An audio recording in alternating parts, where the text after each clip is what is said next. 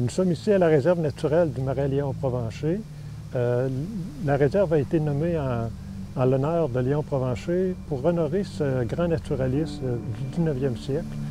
Donc, un peu l'historique du territoire ici.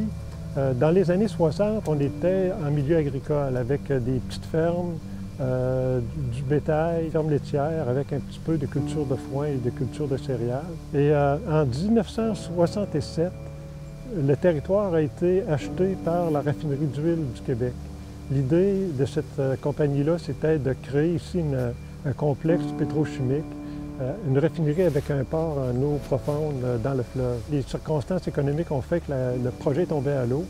Et pendant de nombreuses années, le terrain était inoccupé, resté en friche. Et dans les années 80, il y avait énormément de chasse au canard près du fleuve. Il y a un chasseur qui voyait que l'eau s'accumulait à certains endroits sur le bas des terres et puis a approché un organisme Canard Limité pour leur lancer l'idée peut-être de créer un marais qui viendrait compenser pour les pertes de marais qu'il y avait le long du fleuve.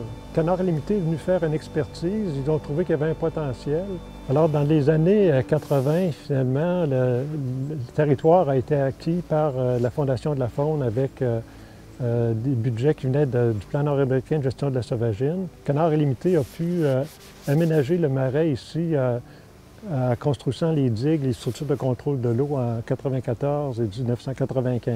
Les partenaires du plan nord-américain, ils cherchaient un organisme qui prendrait en charge le territoire. Ils ont fait un appel d'offres et la Société Provencher d'histoire naturelle du Canada, qui possède déjà d'autres territoires au Québec, a fait une offre qui a été acceptée.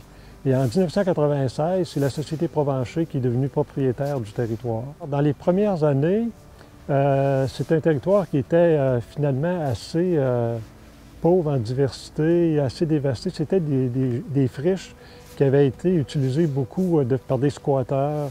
Les gens venaient se promener en VTT ici, l'hiver en motoneige. Nous avons commencé à créer un réseau de sentiers, créer un système de barrières pour limiter l'accès et créer finalement une vocation de conservation et d'éducation à ce territoire-là. On a fait aussi un sentier d'aménagement faunique là, pour démontrer aux gens des aménagements qui pouvaient se faire pour attirer la faune. Également, on a développé des programmes éducatifs, notamment avec la Maison Léon Provencher, qui est un partenaire. Une grosse amélioration apportée récemment aussi, c'est la signalisation de tous les territoires qui a été refaite. C'est beaucoup plus facile de s'orienter. Et également des postes d'observation qui ont été installés pour que les gens puissent avoir une meilleure vue sur le marais et la faune qui l'occupe. Des petites terrasses qui ont été mises sur le bord, également des petites avancées en rocher où les gens peuvent s'installer. Puis il y a un balado-diffusion qui a été créé il y a 3 ou 4 ans. Et également, il y a toutes des capsules d'information qui sont maintenant disponibles le long des parcours pour notamment les enfants qui veulent s'informer, les enfants qui sont curieux, qui vont ouvrir les palettes pour voir qu'est-ce qui est caché en arrière, quelles sont les réponses aux questions qui sont posées. Le marais ici, c'est un marais complètement artificiel qui a été créé pour compenser des pertes de terre humide qui ont eu lieu ailleurs le long du Saint-Laurent. Et donc, c'est construit à partir d'une digue qui est complètement artificielle. Il y a une structure de contrôle de l'eau. Cette structure-là était complètement rendue à la fin de sa vie il y a 2-3 ans et a été refaite grâce à l'appui de Canard Limité. Près de l'entrée, on va retrouver un préau avec table à pique-nique où les gens peuvent s'établir pour prendre un repas ou encore se réfugier en cas de pluie.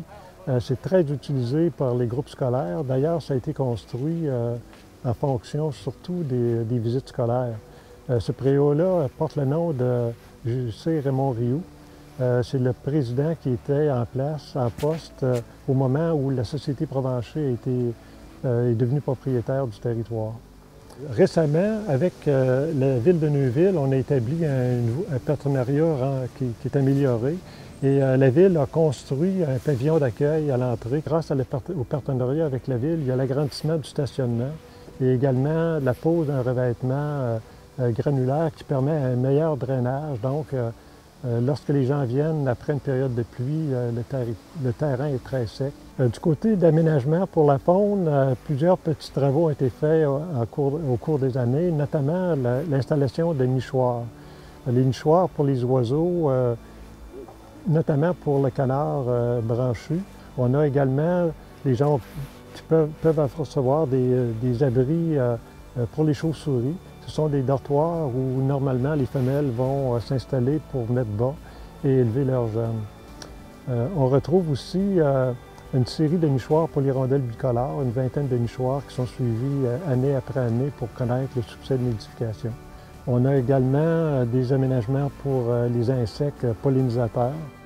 C'est à peu près les principaux travaux qui ont été faits concernant l'aménagement de la faune, mais on est toujours en train de chercher des idées pour savoir comment améliorer la biodiversité sur le territoire.